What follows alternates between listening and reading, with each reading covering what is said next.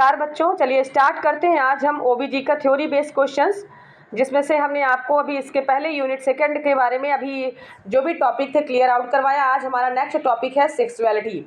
तो जो सबसे पहला जो टॉपिक है इसके बारे में सबसे पहले डिस्कशन करेंगे कि ये होता क्या है। तो human sexuality is the way in which we experience and express our syllabus are sexual being. मतलब आप इसको समझिए कि जैसे कि अलग अलग सेक्स डिवाइड होते हैं, जैसे बॉयज़ एंड गर्ल्स, ये होती है सेक्सुअलिटी। ह्यूमन सेक्सुअलिटी एक वे होता है विद द एक्सपीरियंस, जिसमें हम क्या एक्सपीरियंस करते हैं और क्या हम एक्सपीरियंस उस चीज़ को, मतलब एक एज के बाद, जब ड्यूरिंग प्यूबर्टी जो एज होती है, जैसे कि मान लीजिए कि बॉयज़ हो गए या गर्ल्स हो गए, जब उनकी एज क्या होती है, चाइल्ड एज से वो यंग स्टेज में आते हैं, तो उस दौरान क्या वो एक्सप्रेस करते हैं और वो क्या फील करते हैं, वो चीज़ें क्या कहलाती है, उनकी सेक्सुअलिटी कहलाएगी। तो ह्यूमन सेक्सुअलिटी एक वे होता है जिसमें से वो एक्सपीरियंस करते हैं और क्या वो एक्सप्रेस करते हैं, उसके थ्रू अगर वो एक्सप्रेस करते हैं तो वो क्या कहलाता है, उनका सेक्सुअलिटी कहलाएगी। जैसे सेक्सुअलिटी सेकंड जो पॉइंट है आप इसको देखिएगा। Sexuality is an integral part of our personalities where we are aware of it or not। मतलब यह एक इंटीग्रल पार्ट होता है, सभी को मालूम है। एक्सटर्नल पार्ट तो है नहीं, क्योंकि हमारे फिजियोलॉजिकल बॉडली जो चेंजेस आते हैं, मतलब हमारे शरीर पे जो चेंजेस आते हैं, जो बदलाव देखने को मिलते हैं, जो हमारी पर्सनालिटीज़ में जो चेंजेस देखते हैं, तो कभी कभी क्या होते हैं कि जो बच्चे होते हैं, जैसे चिल्ड्रंस हो गए, अगर वो यंग स्टेज में आते हैं तो कुछ बच्चे तो इससे अवेयर होते हैं थ्रू द एजुकेशन या थ्रू द फैमिली। मतलब फैमिली में अगर वो देखते हैं किसी पर्सन को, मतलब उससे अगर वो एक्सपीरियंस करते हैं। या तो कुछ बच्चे क्या होते हैं कि अगर वो अपने पेरेंट्स से काफ़ी अलग होते हैं, एलॉन होते हैं और उनको पता नहीं चल पाता, तो या तो फिर उसके बारे में वो नहीं जानते हैं। दोनों चीज़ें डिपेंड करती है सेक्सुअलिटी। सेक्सुअलिटी क्या होता है, एक इंटीग्रल पार्ट होता है पर्सनालिटी का, जिसमें से कुछ पर्सन अवेयर होते हैं, कुछ लोग अवेयर नहीं होते हैं। थर्ड पॉइंट हम देखेंगे, human sexuality comprises the knowledge, belief, attitude, value and behaviour of an individual regarding sex. Human sexuality एक तो कंप्राइज करता है हमारे नॉलेज पर, हमको कितना नॉलेज है उसके बारे में, ठीक है, हमारे एटीट्यूड पर, हमारे वैल्यू। जैसे मैंने आपको बताया कि we are experience and express, मतलब हम क्या एक्सपीरियंस करते हैं उसके लिए और क्या हम उसको एक्सप्रेस करते हैं। जैसे बॉयज़ होंगे तो बॉयज़ क्या करते हैं अपने फ्रेंड सर्कल में, जैसे कुछ बॉयज़ क्या होते हैं ज़्यादातर वो जैसे गर्ल्स को फ्रेंड बनाएंगे, कुछ बॉयज़ जो होते हैं बॉयज़ को फ्रेंड सर्कल बनाए। मतलब इस तरह से क्या होता है कि वो क्या एक्सपीरियंस करते हैं, क्या उनका नॉलेज है, कैसा एटीट्यूड है उनका देखने का। तो बॉयज़ का एक अलग एटीट्यूड आपको देखने को मिलेगा, गर्ल्स का अलग रहता है, ठीक है। उनका बिहेवियर भी अलग चेंज होगा। तो इंडिविजुअल रिगार्डिंग सेक्स, मतलब जिस तरह का उनका सेक्स होगा, मतलब अगर वो बॉयज़ है तो बॉयज़ जैसा बिहेवियर उनका देखने को मिलेगा, और अगर गर्ल्स है तो गर्ल्स जैसा उनका बिहेवियर देखने को मिलेगा। ये होता है हमारा ह्यूमन सेक्सुअलिटी। अब किस सिद्धांत पर सेक्सुअलिटी वर्क करता है, तो इसमें से कुछ पॉइंट है। Principle regarding information about sexuality, क्या क्या प्रिंसिपल देता है सेक्सुअलिटी के बारे में, तो किस प्रिंसिपल पर वर्क करता है। प्रिंसिपल मतलब इस सिद्धांत पर आपका वर्क करता है। तो each child process of maturation as a person is different. प्रत्येक जो बच्चे होते हैं, जब उनकी प्रोसेस मैच्योर होते हैं बच्चे, तो unrepeatable person and must receive individual formation. Parents know understand and love each of their children in their uniqueness. Best position decide करते हैं। Time for variety of information according to their children physical and spiritual growth.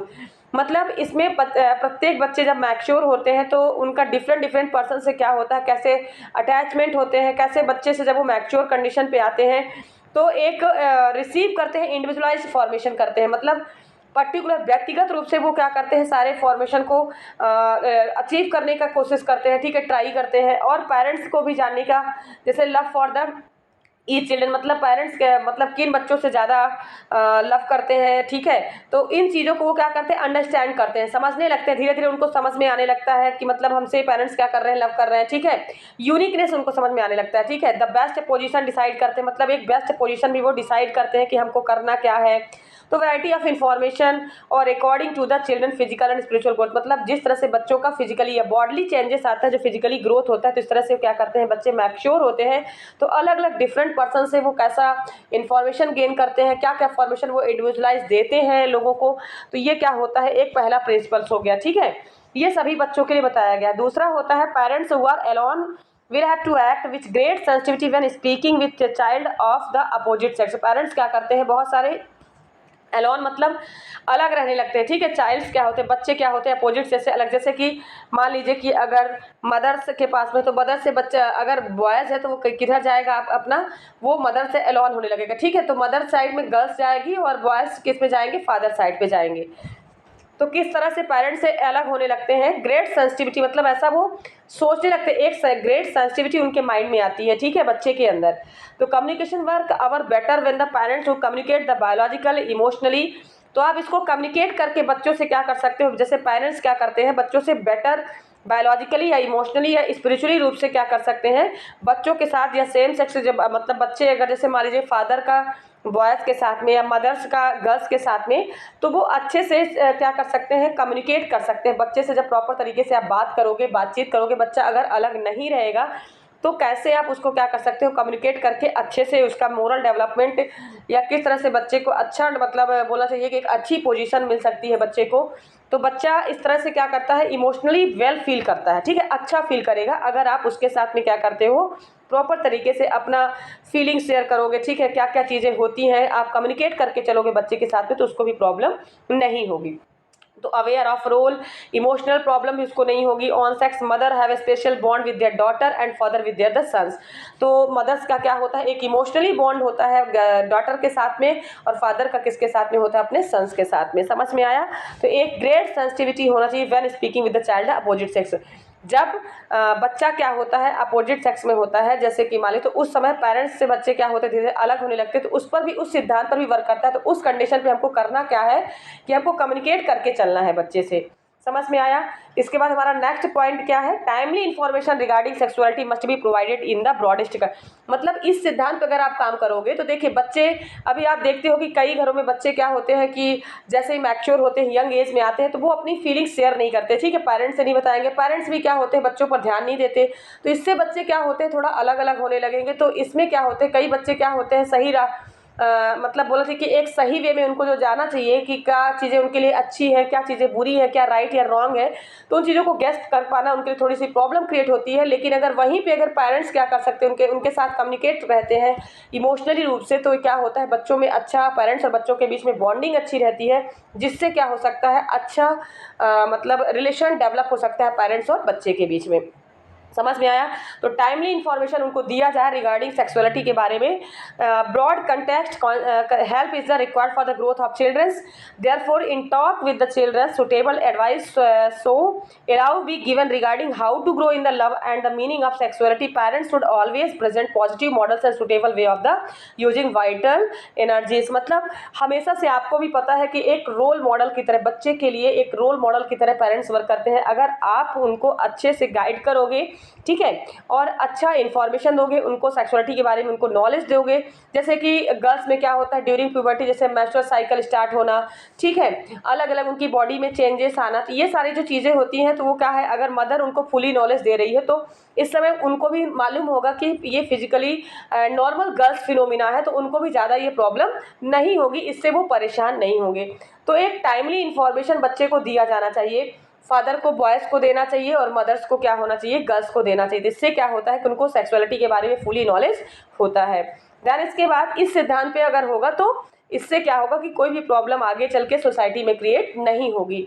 Delay should not be done providing information to the children. मतलब कोई भी information आपको delay नहीं करना है, देर नहीं करना। पेरेंट्स को कोई भी इन्फॉर्मेशन अगर देना है तो किसी डिलीकेसी मतलब अच्छा इन्फॉर्मेशन उसको देना है, क्लियरली देना है, ठीक है, क्लियरली देना है, टाइमली बताना है उसको, वेल अवेयर, अच्छे से बच्चे को अवेयर करना है, पर्सनल कंडीशन के बारे में उसको बताना है, और जो जो चीज़ें उसके फिजियोलॉजिकली या साइकोलॉजिकली जो डेवलपमेंट उसके माइंड में जो चीज़ें चल रही हैं कि ऐसा कैसे हो रहा है। मतलब अगर बच्चा मान लीजिए कि उसकी बॉडी अगर चेंजेस हो रहे हैं तो उसके माइंड में भी कहीं नहीं क्या क्या होता है, वो चीज़ें प्रेशर बनती हैं, तो आपको साइकोलॉजिकली सपोर्ट भी उसको देना है बच्चे को। किसी भी प्रकार का वो स्ट्रेस ना ले, उसको समझाना है कि यह एक नॉर्मल फिनोमिना है, ये सब में एक एज के बाद क्या होता है ये सारी चीज़ें चेंज देखने को मिलती हैं। तो ये होता है delay should not be done providing information to the children. कोई भी इन्फॉर्मेशन आपको डिले करके नहीं बताना है, आपको टाइमली सारे इन्फॉर्मेशन क्या करना है, बच्चे को बताना है। फिजियोलॉजी ऑफ सेक्स, सेक्स की फिजियोलॉजी हम देखेंगे। सबसे पहला हमारा है excitement, plateau, orgasm, resolution. 4 stage of, कितनी स्टेज की होती है सबसे पहले ध्यान रखिएगा। मास्टर एंड जॉनसन के अकॉर्डिंग दिया गया है ये, मास्टर एंड जॉनसन साइंटिस्ट के अकॉर्डिंग सेक्सुअल रिस्पॉन्स 4 स्टेज में बताया गया, जिसमें पहला है एक्साइटमेंट, प्लेटू, ऑर्गेज्म, रिसोल्यूशन। सबसे पहले अगर किसी भी पर्सन्स के अंदर या किसी भी बच्चे के अंदर फिजियोलॉजिकल अगर चेंजेस आते हैं तो पहला होता है excitement, this stage the sexual arousal is there the vaso congestion in the tissues in the penis, जैसे कि बॉयज का बताया गया है इसमें, engorges with blood causing the penis erect, the skin scrotum thickness tension increase the scrotal sac and the scrotum pulled out closer to the body. In women's fluid shifts, तो boys और girls का अलग अलग बताया गया कि कैसे उसके फिजियोलॉजिकल चेंजेस देखने को मिलते हैं। पहला तो एक्साइटमेंट का आता है, तो वुमेन्स का अलग होता है। वुमेन्स में क्या क्या देखने को मिलते हैं, देखिए उसमें तो पेनिस इरेक्ट होगा, स्किन स्क्रोटम थिक हो जाएगी और टेंशन इंक्रीज होगा, ठीक है, बॉयज के अंदर। और वुमेन्स के अंदर क्या होगा, fluid sieves through the vaginal walls produce vaginal lubrication, the clitoris become larger and harder than usual, nipple also become erect होंगे, और labia majora flattens and spread apart of the somewhat labia minora swell and open, pulse rate and blood pressure increase during the excitement phase। तो excitement phase में क्या होता है कि जो blood pressure होता है बच्चे बॉयज़ का भी और जो गर्ल्स का दोनों का क्या होगा, इंक्रीज होगा ड्यूरिंग एक्साइटमेंट। जब एक्साइटमेंट दोनों एक्साइटमेंट की फेज में आएंगे तो दोनों का क्या होगा, ब्लड प्रेशर इंक्रीज होगा। तो ये तो होते हैं आपके 4 स्टेज, इसको किसने दिया था, मास्टर एंड जोहानसन ने। प्लेटू stage, in this stage of the vaso congestion peaks breathing rate, pulse rate, blood pressure increase, the man penis become completely erect and gland swells fluid. इस कंडीशन में क्या होता है कि फ्लूइड सीक्रेट होना start हो जाता है। कॉपर ग्लैंड से located near the urethra below the prostate में appear tip of the penis, penis के टिप में क्या होता है कि ये ओपनिंग होती है जिससे फ्लूइड का सिक्रेशन होता है। और इस फेस में क्या होता है, जो बॉयज़ का ब्रीथिंग रेट है, पल्स रेट है, ब्लड प्रेशर है, वो दोनों चीज़ें क्या होती हैं, और वैसो कंजेशन क्या होता है, एक पीक पॉइंट में आ जाता है। तो ये सारी चीज़ें इंक्रीज हो जाती है। मे appear this fluid nourish the sperm, और ये फ्लूइड करता क्या है, तो न्यूट्रिशन प्रोवाइड करता है स्पर्म को, ध्यान रखिएगा। तो may contain active sperm capable impregnating a women's, जो क्या करता है कि अगर मान लीजिए कि ये जो फ्लूइड सीक्रेट होता है, ठीक है, कम्प्लीटली इरेक्ट होता है आपका ग्लैंड स्वेल से, और जब ये फ्लूइड सीक्रेट होता है, प्लेटू जो ये जो फेस होता है इसमें जो फ्लूइड सीक्रेट होता है, ये प्रॉपर क्या करता है, नरिशमेंट मतलब न्यूट्रिशन प्रोवाइड करता है स्पर्म को। तो जिससे क्या होता है, जो लेडी प्रेग्नेंट नहीं होती तो इससे क्या होता है, स्पर्म अगर मैच्योर होते हैं तो लेडी इजिली प्रेग्नेंट भी हो जाती है, ध्यान रखिएगा। तो प्लेटू वाला रीजन क्या होता है आपका, प्लेटू रीजन क्या होता है, इसमें सारी चीज़ें क्या होती हैं, इंक्रीज हो जाती हैं, ध्यान रखिएगा। देन इसके बाद women breast continue swell, womens के जो प्लेटू वाले रीजन में वुमेन्स के साथ में क्या चेंजेस देखने को मिलेगा, तो ब्रेस्ट कंटिन्यू स्वेल हो जाएंगे, lower third of vagina swells हो जाएंगी, और clitoris retract into the body and uterus enlarge हो जाएगा, women's approach organism labia majora dark हो जाएगा, ध्यान रखिएगा। इस तरह से चेंजेस किसमें दिखेंगे, वुमेन्स के प्लेटू वाले स्टेज में देखने को मिलेगा। देन ऑर्गेज्म वाला, it also called the climax, ध्यान रखिएगा। ऑर्गेज्म वाले पार्ट को क्या बोलते हैं, ऑर्गेज्म को हम क्या बोलते हैं, it also called the climax, इसको हम क्या बोलेंगे, इट इज द ऑर्गेज्म को क्या बोलेंगे, देखिए फर्स्ट है आपका एक्साइटमेंट, सेकंड है आपका प्लेटू, थर्ड है आपका ऑर्गेज्म, और फोर्थ है आपका रिसोल्यूशन। ये 4 फेस होती है सेक्सुअलिटी की, ठीक है, 4 स्टेज ऑफ सेक्सुअलिटी, जिसमें से फिजियोलॉजिकल चेंजेस जो आते हैं एक यंग पर्सन में, तो कितने स्टेज देखने को मिलते हैं, तो पहला एक्साइटमेंट का स्टेज दिखेगा, दूसरा प्लेटू का, तीसरा आपका ऑर्गेज्म का, और फोर्थ आपका दिखेगा रिसोल्यूशन का। तो orgasm face discard the climax face कहलाता है, intense pleasurable sensation that peak sexual, peak point होता है, ठीक है, जिस टाइम पे क्या होता है कि उनको नीड होती है कि इस टाइम पे उनको ये सेक्सुअल अराउजल मतलब बहुत स्ट्रॉन्ग वाली जो फीलिंग होती है, ठीक है, मैन और वुमेन्स के लिए, मतलब बॉयज और गर्ल्स के लिए। Not all sexual arousal lead to orgasm, orgasm consist of the series of the rhythmic contraction genital region pelvic organs, breathing rate, blood pressure increase dramatically during orgasm, general muscles contraction may lead to facial contraction of muscles, extremities, back and buttocks, contraction can range in the number of intensity, the sensation is very intense, more intense, the tingling or pleasure accompanies strong sexual arousal, मतलब strong sexual arousal वाली जो condition होती है boys और girls के अंदर, तो वो क्या कहलाता है आपका ऑर्गेज्म, और इसका दूसरा नाम है क्लाइमेक्स, ध्यान रखिएगा, इसका दूसरा नाम है ऑर्गेज्म को हम क्लाइमेक्स बोलते हैं। इस पॉइंट को ध्यान रखिएगा, कभी कभी क्या होता है ऐसे 20 से क्वेश्चन बना के पूछे जाते हैं कि जो ऑर्गेज्म वाला जो फेस होता है ड्यूरिंग फिजियोलॉजिकल चेंजेस सेक्सुअलिटी की, तो वो ऑर्गेज्म का दूसरा नाम क्या होता है, तो होता है क्लाइमेक्स, ठीक है। अब आता है आपका resolution, it is the phase excitement plateau stage reverse and bodies both women's and man return to the unaroused stage there is the reduction in the muscular tension, मतलब जब ये सेक्सुअल अराउजल वाली फीलिंग्स, जब excitement वाली feelings क्या होती है, कम हो जाती है दोनों की, ठीक है, वुमेन्स और मैन का, रिटर्न एंड द अनस्टार्टेड, अपने अनएराउज स्टेट में पहुंचते हैं, मतलब जब एराउजल वाली कंडीशन को छोड़कर वो अनएराउज वाली कंडीशन में पहुंचते हैं, उस कंडीशन को हम बोलते हैं रिसोल्यूशन, उसको हम क्या बोलेंगे, रिसोल्यूशन। तो ये 4 फेस होता है आपका स्टेज। आप देखिए फर्स्ट हमारा पॉइंट जो था उसको देखिएगा, क्या था आपका, human sexual response cycle in the 4 stage, जो ह्यूमन सेक्सुअल होता है रिस्पॉन्स देता है आपका 4 साइकिल में, ठीक है। हेडिंग जरूर समझिएगा इसमें से। तो ये हमारा हो गया रिसोल्यूशन। तो हमने पढ़ लिया क्या, कितने स्टेज में ह्यूमन सेक्सुअलिटी होती है, तो आपका होता है 4 स्टेज में। अब इसके बाद हम देखेंगे स्टेज ऑफ सेक्सुअल डेवलपमेंट, क्या क्या स्टेज होते हैं सेक्सुअल डेवलपमेंट के। तो there are 2 periods of the marked sexual different human life, the first occur the prenatally and the second occur the puberty. सभी को मालूम है 2 स्टेज होती है बॉयज से गर्ल्स की। पहला तो होता है एक तो प्रीनेटली, मतलब जब बच्चा प्रीनेटल की कंडीशन में होता है, एंड सेकंड होता है प्यूबर्टी। तो एडल्ट वुमेन्स एंड मैन में differ greatly, genital appearance, secondary sexual characteristics almost identical during parental development for fertilisation through about the. जब प्रीनेटल मतलब क्या होता है, जब बच्चा एंटीनेटल मतलब जब मदर्स के यूट्रस में होता है, उस समय पे वो कंडीशन एक तो क्रिएट होती है, ठीक है। सेक्सुअल डिफ्रेंसिएशन हम क्या बोल रहे हैं, मतलब आप समझिए स्टेज ऑफ सेक्सुअल डेवलपमेंट मतलब होता है कौन कितनी स्टेज होती है, तो 2 स्टेज डिपेंड करती है सेक्सुअल डेवलपमेंट में। एक तो पहला जो डिसाइड करती है कि गर्ल्स होगा कि बॉयज होगा, तो क्रोमोजोम होते हैं जो आपके, जो बॉयज के लिए XX क्रोमोजोम होता है और XY क्या होता है, सॉरी XX क्रोमोजोम जो गर्ल्स के लिए होता है और XY क्रोमोजोम किसके लिए होता है, बॉयज के लिए वर्क करता है। समझ में आया। तो सबसे पहले तो प्री नेटल की कंडीशन में आपने देखा होगा, यहाँ पे प्री नेटल की कंडीशन में क्या करता है, जैसे कि जब बच्चा मदर के यूट्रस में होता है तो वो डिपेंड करता है सेक्सुअल के डिफ्रेंसिएशन को, स्टेज ऑफ डेवलपमेंट को। और सेकंड होता है प्यूबर्टी, जब प्यूबर्टी स्टार्ट होती है, जैसे कि 13 से लेके 15 ईयर्स का गर्ल्स का हो गया और 15 से 21 मतलब 15 टू 18 ईयर्स तक बॉयज का होता है। तो इस स्टेज में क्या होते हैं, सेक्सुअल डेवलपमेंट 2 कंडीशन पर डिपेंड करते हैं। तो एडल्ट मैन और वुमेन्स दोनों को हम देखेंगे इसमें। Identical parent development, fertilisation, first 6 week development, male and female embryo differ only the pair sex chromosome, देखिए दिया गया है इसमें। आइडेंटिकल जो पेरेंटल डेवलपमेंट फर्टिलाइज होने के बाद फर्स्ट 6 वीक में, मतलब आप समझिए जो फर्स्ट ट्राइमेस्टर की प्रेगनेंसी होती है, आपने देखा होगा 12 वीक था, ठीक है, आपका 20 वीक, उसके बाद आपका होता है 37 week, 37 to 40 week fully term पे जाता है। तो जो 12 वीक की प्रेगनेंसी होती है, फर्स्ट 6 वीक का जो बताया गया है इसमें, ठीक है, हाफ मतलब आप समझिए कि 1.5 मंथ का जो ड्यूरेशन होता है, टाइम पीरियड होता है, उसको फर्स्ट 6 वीक बोलेंगे। तो उस दौरान ही क्या होता है, डिनोट हो जाता है कि जो एम्ब्रियो है, जो बच्चा है, जो फीटस है, उसके अंदर जो एम्ब्रियो बनता है आपका, क्योंकि 8 वीक की प्रेगनेंसी को हम क्या बोलते हैं, फीटस को एम्ब्रियो बोला जाता है, ध्यान रखिएगा।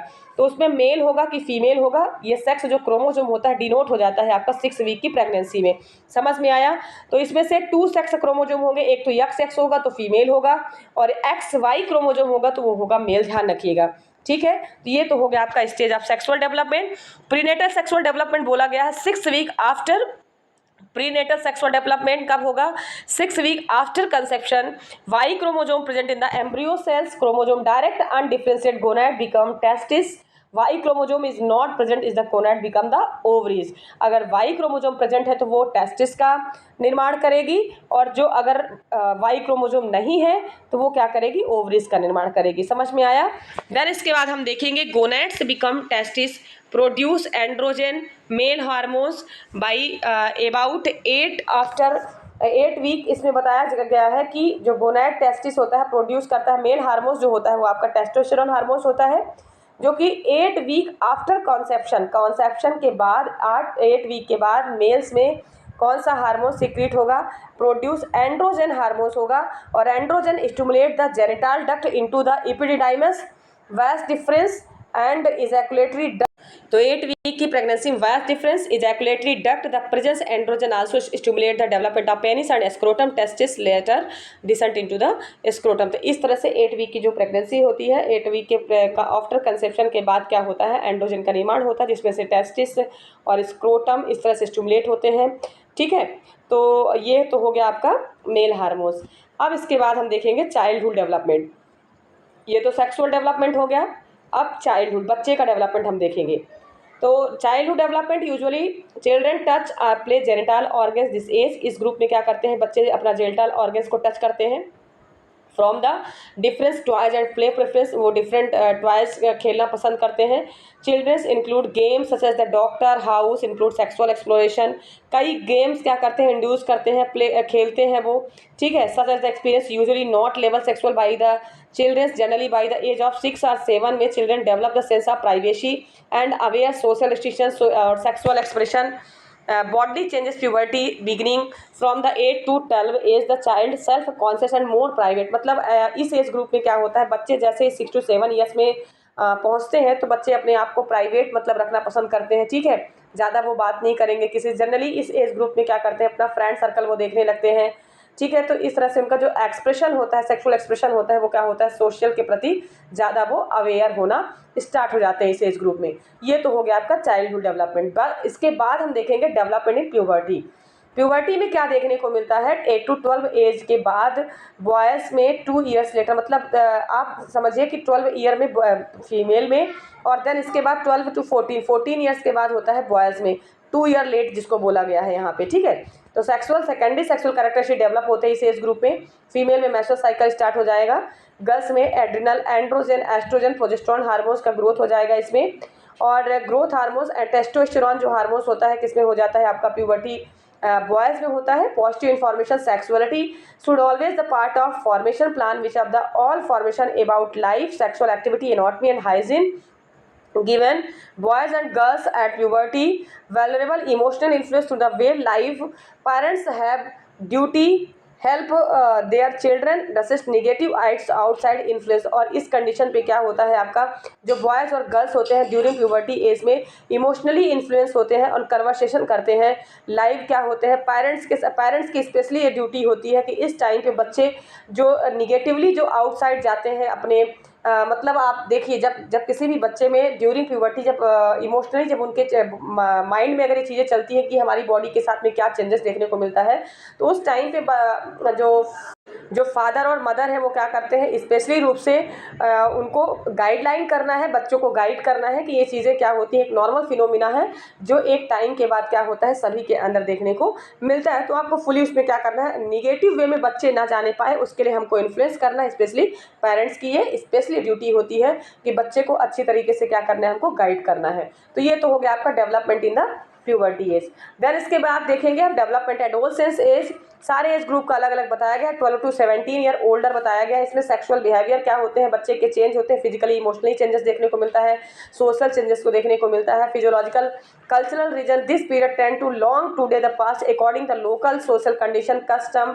तो इस एज ग्रुप में क्या होता है, बच्चा 17 टू ओल्डर होता है, ठीक है। एज ग्रुप को ध्यान रखिएगा, सारी चीज़ें इसमें चेंज होती है, फिजिकली भी चेंज होगा बच्चा, इमोशनली भी चेंज होगा, सोशली चेंज भी होगा, बच्चे को क्या करना है क्या नहीं, और स्पेशली रूप से जो बोलना चाहिए कि हेट्रो इस एज ग्रुप में क्या होता है, अट्रैक्ट टू अदर सेक्स, बच्चा क्या होता है, अट्रैक्ट होता है अदर सेक्स में, जैसे कि बॉयज़ गर्ल्स की तरफ जाएंगे, गर्ल्स बॉयज़ की तरफ जाएंगे। तो ये एज ग्रुप क्या होता है, एडोलसेंस जो एज ग्रुप होता है, इस एज ग्रुप का सबसे ज़्यादा रोमांटिक या अफेक्शनल अट्रैक्शन होता है अदर सेक्स के बीच में, ठीक है।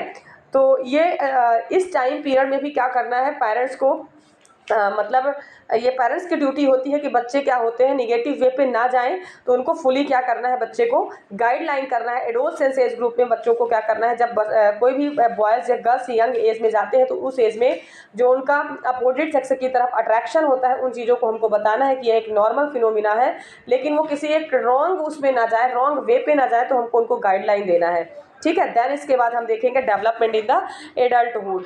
एडल्टहुड में क्या क्या डेवलपमेंट देखने को मिलता है, तो इसमें बच्चे जैसे ही एडल्सेंस एज ग्रुप से आगे जाते हैं, जैसे कि आपका हो गया एज ग्रुप आपका 20 से एबव अगर बच्चा अगर जाता है 20 to 25, तो जैसे कि मैरिज हो गई, और इस तरह में बच्चा क्या होता है अपने फ्यूचर्स के बारे में भी उसको पता होता है कि हमें आगे करना क्या है, उस वो टाइम पीरियड क्या होता है, एक सेटअप टाइम पीरियड होता है, ठीक है। Experience physical changes, illness, emotional changes, loss of partner, या उस समय पे मान लीजिए कि किसी का लव अफेयर, तो लॉस ऑफ पार्टनर के बारे में फील करना, और सेक्सुअल इंटरेस्ट एंड बिहेवियर उसका क्या होगा, धीरे धीरे कम होता चला जाएगा, ग्रेजुअली धीरे धीरे डिक्लाइन होगा, ठीक है। फंक्शनल चीज़ें क्या होंगी, धीरे धीरे कम होगी, ओवरीज से ग्रेजुअली क्या होगा, जो ओवरीज से आपका जैसे वुमेन्स का हो गया, वुमेन का बिहेवियर, सेक्सुअल इंटरेस्ट क्या होगा, धीरे धीरे कम होता चला जाएगा। तो मैन और वुमेन्स में क्या होंगे कि जैसे कि मैन का अगर बोलना चाहिए तो जो मैन का इंटरेस्ट है, टाइम ऑफ वर्क है, उस पर ज़्यादा होगा, फोकस होगा, ज़्यादा स्ट्रेस होगा। ये जो टाइम ड्यूरेशन होता है स्पेशली एडल्टहुड का, ठीक है, उसमें क्या होता है उसको अपने कैरियर के बारे में, जैसे जिसकी मैरिज नहीं हुई है तो उसके बारे में, मतलब सारी चीज़ें क्या होगी कि सबसे ज़्यादा रिस्पॉन्सिबिलिटी वाला एज ग्रुप होता है आपका एडल्टहुड। समझ में आया? ठीक है, तो ये एज ग्रुप क्या होता है आपका 20 से 25 एबव। तो ये तो हो गए आपके एज ग्रुप। इसके बाद हम देखेंगे सेक्सुअल डिसफंक्शन। अब सेक्सुअल डिसफंक्शन क्या क्या देखने को मिलता है आपको देखना है सेक्सुअल डिसफंक्शन के बारे में। सबसे पहला डिसफंक्शन होता है erectile dysfunction, premature ejaculation, female orgasmic dysfunction, vaginismus, erectile dysfunction. आपको देखें ये डिसफंक्शन नॉर्मल फिनोमिना में तो मैंने आपको बताया, अब ये डिसफंक्शन बताया जा रहा है। ठीक है, क्या क्या प्रॉब्लम देखने को मिलती है। तो इरेक्टाइल डिसफंक्शन क्या देखने को मिलेगा, inability to man have to maintain the erection. Man जो होता है वो इनेबल होता है मेंटेन द इरेक्शन में। ठीक है, प्रीमैच्योर इजैकुलेशन, इजैकुलेशन में प्रीमैच्योर रहता है, वो इजैकुलेट करने में प्रीमैच्योर रहेगा। और फीमेल डिसफंक्शन क्या देखने को मिलेगा, एनोरगेस्मा बोलते हैं, एनोरगैस्मिया। एनोरगैस्मिया मतलब होता है inhibit the female organ. Females के जो ऑर्गन्स होते हैं वो इनहिबिट होते हैं, जैसे कि मान लीजिए प्रेगनेंसी कंसीव होने में इनेबल होती है वुमेन्स, वो होता है आपका क्या कहलाता है, एनोरगैस्मिया। क्या पॉइंट है, एनोरगैस्मिया। गैस्मिया गायनिक वर्ड अगर कहीं पे आता समझना, ध्यान रखना, रिलेटेड टू फीमेल। और आपका इम्पोटेंसी, इम्पोटेंसी जो होती है वो क्या होता है आपका डिसफंक्शन इरेक्टाइल, मतलब जो पेनिस होता है वो इरेक्टल नहीं हो पाता है, इरेक्टाइल पोजीशन पे नहीं आता है मेल का, वो तो हो गया इम्पोटेंसी। और फीमेल का जो डिसफंक्शन देखने को मिलता है वो क्या कहलाता है आपका एनोरगेस्मा। एनोरगैस्मा ये वर्ड याद रखेगा, एनोरगैस्मिया जो वर्ड होता है ये होता है इनहिबिट द फीमेल ऑर्गेनिज्म। तो वुमेन है जो फेल होता है, इनेबल होती है उस कंडीशन को, उसको हम बोलते हैं एनोरगैस्मिया। अब इसके बाद वेजानिस्मस। वेजानिस्मस क्या होता है, spastic contraction of the outer third of the vagina, condition can close the entrance of vagina preventing intercourse. और इस समय पे क्या होता है कि जो वेजाइना होता है किसी भी फीमेल्स का, वो प्रिवेंट करता है इंटरकोर्स को, प्रॉपर तरीके से जो कॉन्ट्रैक्शन होता है वो नहीं होता है, और that's condition in the close. और एक entrance of the vagina, vagina का जो इंट्रेंस होता है वो क्या होता है, क्लोज होता है, जिससे वो ड्यूरिंग इंटरकोर्स के टाइम पे क्या करता है, उसको प्रिवेंट करता है। तो ये एक वेजानिस्मस की कंडीशन कहलाती है। ये एक नॉर्मल फिनोमिना नहीं है, डिसफंक्शन मतलब प्रॉपर तरीके से वर्क नहीं कर रहा, उसकी बॉडी वर्क नहीं कर रही है, स्पेशली जो उसका रिप्रोडक्टिव ऑर्गन सिस्टम्स जो है वो क्या होते हैं, पुअर होते हैं, डिसफंक्शन होते हैं, वो कहलाता है सेक्सुअल डिसफंक्शन। अब इसके बाद इनहिबिट देखेंगे हम, मेल ऑर्गेनिज्म का बताया गया है। मेल ऑर्गेज्म डिस्पेनोरेमिया, डिस्पेनोरेमिया का मतलब क्या कहलाता है आप देखिएगा, इनहिबिट होते हैं मेल के ऑर्गेज्म जो होते हैं वो इनहिबिट होते हैं। तो पहला है डिस्पेनोरेमिया में रिफर टू पेनफुल इंटरकोर्स, जब किसी भी मैन और वुमेन को ड्यूरिंग इंटरकोर्स पेन होता है उसको हम बोलते हैं डी वर्ड आया मतलब समझना रिलेटेड टू पेन, जैसे आपने सुना होगा डिस्निया, जैसे आपने सुना होगा डिसरिथमिया, तो पेनफुल कंडीशन कहलाती है डिस्पेनोरेमिया। समझ में आया? तो pain refers intercourse during painful intercourse in either women और man. Low sexual desire, low sexual desire होगा, disparate sexual desire, discrepant refers condition partner है consider different level of sexual interest. ठीक है, different level of sexual interest अगर करता है तो वो क्या कहलाता है आपका डिफरेंट सेक्सुअल डिजायर। अब हम देखेंगे role of nurse in sexuality और सेक्सुअल हेल्थ। क्या क्या रोल्स होते हैं एक नर्स का, क्योंकि स्पेसिफिक जो पॉइंट आपका होता है तो यही है, आपको सबसे पहले एडवाइस करना है, सबसे पहले उसको बताना है सेक्सुअल हेल्थ के बारे में, उसको पूरी मतलब एजुकेशन प्रोवाइड करना है। क्योंकि सबसे ज़्यादा सोसाइटी में आजकल अगर ये रेप के केसेस आप देखते हैं, सबसे ज़्यादा ये केसेस देखने को मिलते हैं, जिसमें से बॉयज़ और गर्ल्स प्रॉपर तरीके से अवेयर नहीं होते, उनको फुली नॉलेज नहीं होता कि हमें क्या करना है क्या नहीं, पेरेंट्स का प्रॉपर तरीके से उनको गाइडलाइन नहीं मिलता है। तो ये सारे कंडीशन पे हमारा जो क्या होता है कि जो स्पेशली जो रोल देखने को मिलता है नर्सेस का, तो position give the sexual health advice उसको देना है। तो हेल्थ एजुकेशन देना इंपॉर्टेंट है sexual health care, because the root of the towards empowering of the prevent unplanned pregnancy. हमको सबसे पहले अनप्लान्ड प्रेगनेंसी को रोकना है, सेक्सुअली ट्रांसमिटेड इन्फेक्शन के बारे में उनको बताना है, उसके बारे में पूरा हेल्थ एजुकेशन देना है, गाइड करना है उसको। Further aim of the health education और promotion is to help client make autonomous and non regretted choice about sexuality. Well implemented successful health promotion likely to prevent further morbidity present client wider population. हमको specific रूप से क्या करना है, जितने भी जो पर्सन्स हैं सोसाइटी में जो वर्क कर रहे हैं उनको सेक्सुअलिटी एक्टिविटी के बारे में उनको बताना है कि एक नॉर्मल फिनोमिना होता है, और एक सक्सेसफुल हेल्थ प्रमोशन के बारे में उनको हमको क्या करना है, गाइड करना है। तो ये स्पेशली क्या होता है, रोल ऑफ नर्स होता है। इसके बाद हमको सबसे पहले करना क्या है, सेटिंग करना है, साउंड प्रूफ हमको रूम में ले जाना है। और कॉन्फिडेंट क्लाइंट जो हमारा होता है, अगर मान लीजिए ऐसे बच्चे अगर आते हैं तो उनको कॉन्फिडेंटली हमको एजुकेशन प्रोवाइड करना है और डिस्क्लोजिंग करना है, पर्सनल इन्फॉर्मेशन उनको प्रोवाइड करना है, कंसल्टेट करना है, उनको कम्युनिकेट करना है प्रॉपर तरीके से। जो नर्सेस है उसको कम्युनिकेट करके क्लाइंट को उसके बारे में बताना है। बॉयज़ हो या गर्ल्स हो उसको पूरा एजुकेशन देना है। और nurse should take the history appropriate fits in the ethos their particular service without the proving unnecessary. Clients needs should be not judgmental and supportive way। मतलब किसी भी प्रकार का आपको जज नहीं करना है, इम्पॉर्टेंट वेज में क्या करना है, उससे क्वेश्चन पूछना है कि अंडरस्टैंड हुए कि नहीं हुए। एक मैनरफुल रीज़न में आपको क्या करना है, उनके साथ में हमको कम्युनिकेट करके पूरे नॉलेज को बताना है, मतलब पूरा एडवाइस देना है वहाँ पे। फिर हमको असेस भी करना है कि क्या क्या चीज़ें उनको मालूम हुई कि नहीं मालूम हुई। और risky of sexuality, blood borne virus के बारे में उनको बताना है कि क्या क्या प्रॉब्लम देखने को मिलते हैं, क्या क्या डिसीज़ हो सकती हैं। ये भी टूल्स हमको क्या करना है, बनाना है एक गुड असिस्मेंट स्किल्स के लिए। समझ में आया। इसके बाद इंगेजमेंट विद द क्लाइंट को कैसे हमको इंगेज करना है, कैसे उनको बताना है कि किस तरह से इंटीग्रेटेड कॉन्ट्रासेप्शन एसटीआई होने के चांसेस होते हैं, और अगर एसटीआई हुए हैं तो किस प्रकार से हमको उनका ट्रीटमेंट का ऑफर देना है, कैसे उसका स्क्रीनिंग करवाना है। ये सारे एजुकेशन क्या करना है, हमको नर्सेस को देना है। तो this could act cue that stimulate client to change this the process of the prevention risk reduction of the support. फिर कॉन्टैक्ट ट्रेसिंग करना है हमको। ट्रेसिंग सिस्टम से हमको क्या करना है, पता करना होगा, नोटिफाई करना होगा। एसटीआई वाले पर्सन्स जो हैं, जो बच्चे हैं या जो सफ़र कर रहे हैं, गर्ल्स और बॉयज़, उनको हमको डायग्नोज करना है। और डायग्नोज करने के बाद प्रॉपर क्या करना है, हमको उसका ट्रीटमेंट प्रोवाइड करना है। समझ में आया। तो ये तो होता है रोल ऑफ नर्स। फिर इसके बाद heavy only and the partner, कैसे हम एसटीडी को रोक सकते हैं। STI sexual transmission of disease, STI का फुल फॉर्म होता है सेक्सुअल ट्रांसमिटेड डिसीज या sexual transmitted infection. Enjoy risk free activities, हमको उनको उसके रिस्क के बारे में बताना है। ठीक है। Do not have causal partner, do not share IV drugs, हमको किसी भी प्रकार से पार्टनर में शेयर नहीं करना है। तो मतलब स्पेशली रूप से जैसे कि मान लीजिए कोई मैरिड है या अनमैरिड है, सभी को इसके बारे में हमको क्या करना है, फुली नॉलेज प्रोवाइड करना है। तो ये होता है हमारा ह्यूमन सेक्सुअलिटी। आज का हमारा जो टॉपिक था आपका था ह्यूमन सेक्सुअलिटी, क्या क्या चीज़ें होती हैं, क्या डेवलपमेंट होते हैं, क्या चेंजेस होते हैं, क्या गाइड करना है, क्या फैमिली का रोल होता है, और क्या स्पेसिफिक एक पर्टिकुलर नर्स का रोल क्या होता है। ये सारे हम सेशन में आज पढ़े हैं। कल एक नए टॉपिक के साथ हम फिर से आएंगे, थ्योरी बेस्ड क्वेश्चन लेकर आपका ओबीजी सब्जेक्ट से। धन्यवाद।